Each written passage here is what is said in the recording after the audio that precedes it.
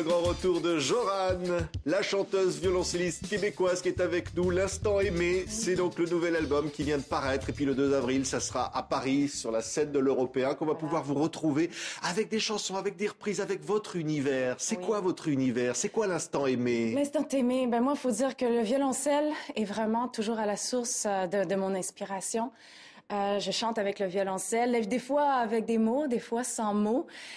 Puis l'instant aimé, c'est le dernier bébé, qui est avec des musiques vraiment instrumentales, mais on a aussi des textes, quelques reprises, une d'Indochine, J'ai demandé à la lune, une chanson aussi de Diane Dufresne, J'ai rencontré l'homme de ma vie, qui ne la connaît pas. C'est ça. Et alors, c'est interprété avec ma voix, mon violoncelle, mais j'ai beaucoup de musiciens qui ont joué avec moi sur cet album-là. Ça m'est arrivé de faire des albums voix violoncelle, mais là, on est vraiment dans une instrumentation très chaleureuse, marimba, guitare classique, contrebasse, le violoncelle, un peu de clarinette. Notamment un texte de René Char. C'est très inattendu, ça s'appelle L'Allégeance, regardez. L'Allégeance, oui. J'ai joué des petits concerts ici et là pour faire des coucous. Je me rappelle, c'était au Sentier des Halles. Et il y a un fan qui m'a offert un recueil de René Char. Bon, imaginez, je découvrais René Char. Bon. Et par une nuit d'insomnie, je suis tombée sur ce texte-là, Allégeance, et ça m'a tellement bouleversée. Même, je ne pouvais pas attendre le lendemain pour aller composer une musique pour ce poème-là. Et honnêtement, c'est comme si la musique était déjà écrite. C'était vraiment facile. Et ça donne ça.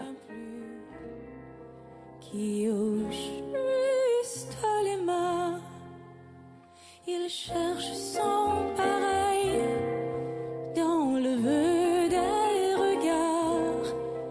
L'espace qu'il parcourt est ma fidélité.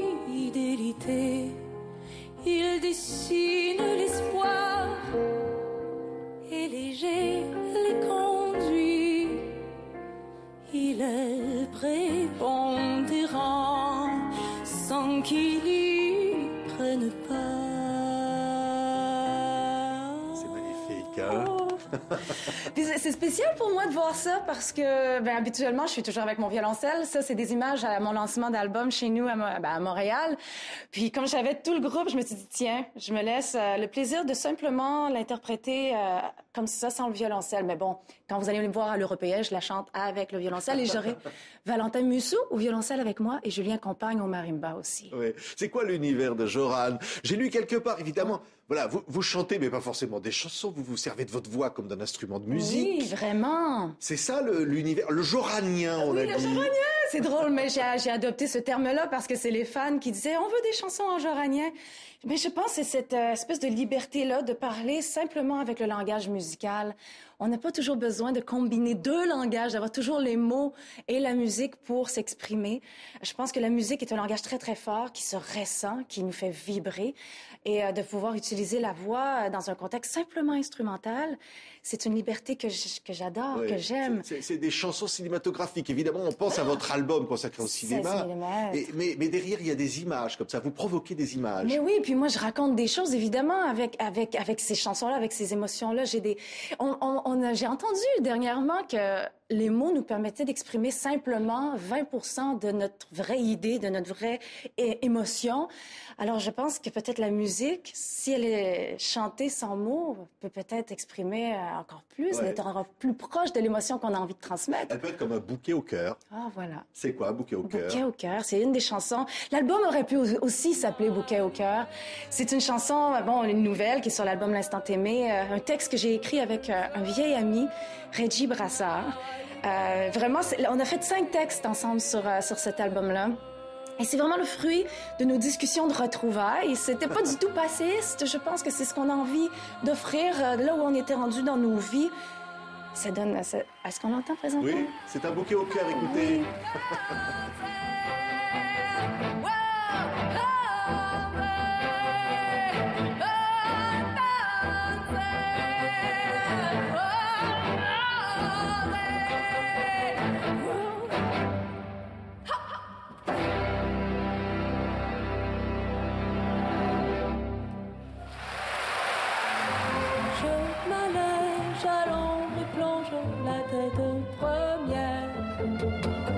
Le manège de l'an dépend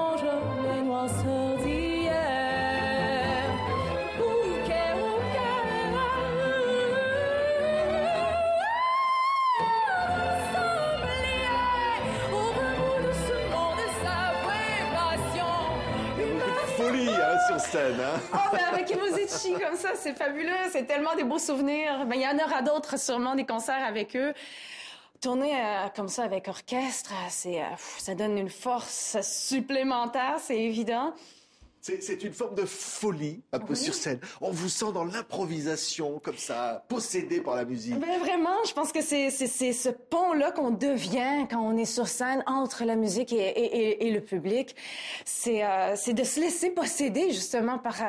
oui, bon, évidemment, avec le temps qui passe, on développe une espèce de contrôle, si on veut, parce qu'on pourrait vraiment virer. Mais il faut garder cette émotion-là, il faut garder cette spontanéité-là. Il faut savoir rester pétillant comme ça sur scène. C'est ce que la musique vous a toujours apporté, vous, la petite Québécoise. Oui. C'est une forme de transe, une forme d'évasion. Oui, tout à fait. Depuis le début, en fait, la raison pour laquelle je chante sans parole, là, j'en parle souvent, pourtant il y a plein de mots là, sur cet album-là, mais c'est que la musique était là pour moi vraiment. Au tout début, il y avait un piano chez nous qui était disponible, qui était là. Et ça a été vraiment ma façon de m'exprimer avant de pouvoir avoir des conversations, avant de pouvoir vraiment dire ce que je ressentais. C'était le piano qui écopait, je pense, de tout ce que j'avais envie d'exprimer, de ce que j'avais envie de sortir. Oui, beaucoup de choses en vous. Alors, l'album d'avant, c'était déjà La sorcière comme les autres, c'était des chansons de Vigneault, des chansons d'Anne Sylvestre. Et là, on retrouve les classiques de la chanson québécoise. C'est aussi une forme d'hommage, évidemment, Diane Dufresne, on le disait. Oui. Et puis, toutes ces chansons, parliez d'Indochine, mais ce sont des chansons qui vous touchent. Oui, c'est ça.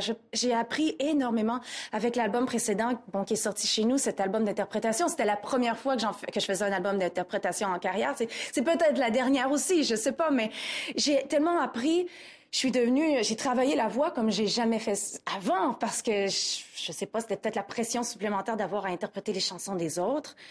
Et non seulement je suis devenue une meilleure interprète de ces chansons-là, mais aussi de mes musiques à moi. Ouais. Et ça m'a fait faire des pas de géant. Oui. C'est Quand j'ai demandé à la lune. Oui, c'est touchant. Sur l'album L'Instant Aimé. C'est des textes universels. Oui, voilà.